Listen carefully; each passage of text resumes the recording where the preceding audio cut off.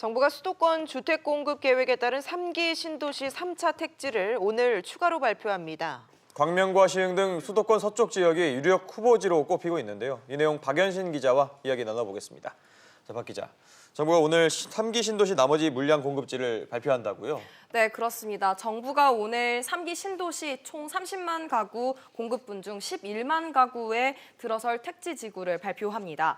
국토부는 지난해 주택시장 안정 차원에서 수도권에 30만 가구를 공급한다는 계획을 발표를 했는데요.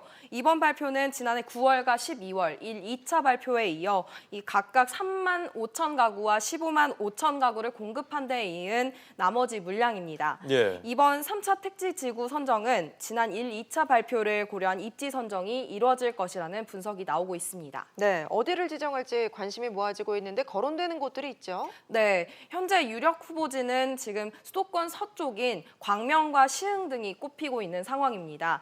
지난 2차 발표 당시 선정된 약 9만 8천 가구가 남양주 왕숙, 하남 교산 등 수도권 동쪽으로 몰려있다는 분석이 나오고 있는 그런 다른 모양새인데요. 네. 광명 시흥 특별관리 지역은 기존 보금자리 주택 조성이 계획됐던 곳입니다.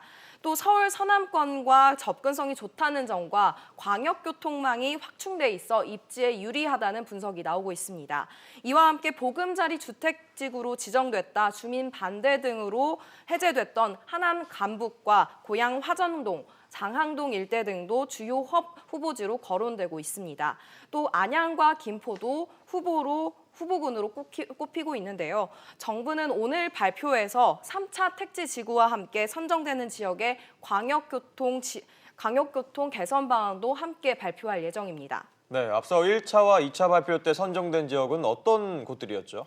네, 지난 1차와 2차 발표에서 각각 3만 5천 가구와 15만 5천 가구의 택지가 선정이 됐었는데요. 예. 지난해 9월에 발표된 1차에서는 인천을 비롯해 광명, 의정부, 시흥, 의왕, 성남 등의 지역이 선정됐습니다.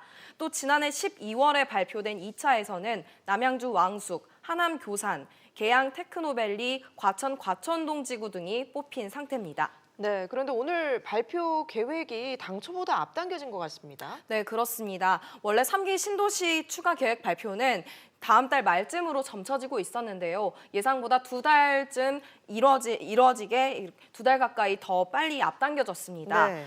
최근 다시 꿈틀거리고 있는 집값 움직임과 관련된 것으로 보이는데요. 이번 달 첫 주 강남구 아파트 매매 가격 변동률은 0%로 보합을 기록했습니다. 지난해 10월부터 이어져 온 하락세가 6개월 만에 멈춰선 건데요. 지난달 거래량도 2,400건을 넘어서 올해 들어 처음으로 2,000건을 넘어섰습니다. 이번 유력 후보지로 거론되고 있는 광명과 시흥 일대에 땅 투기 조짐을 보이는 것도 서둘러 발표를 하는 데 영향을 줬다는 분석입니다. 또 올 들어 광명 가학동 일대 토지 거래는 117건으로 지난해보다 2배 이상 급증한 것으로 보였는데요. 농지 가격도 급등한 것으로 보였습니다. 네, 알겠습니다. 박 기자 얘기 잘 들었습니다.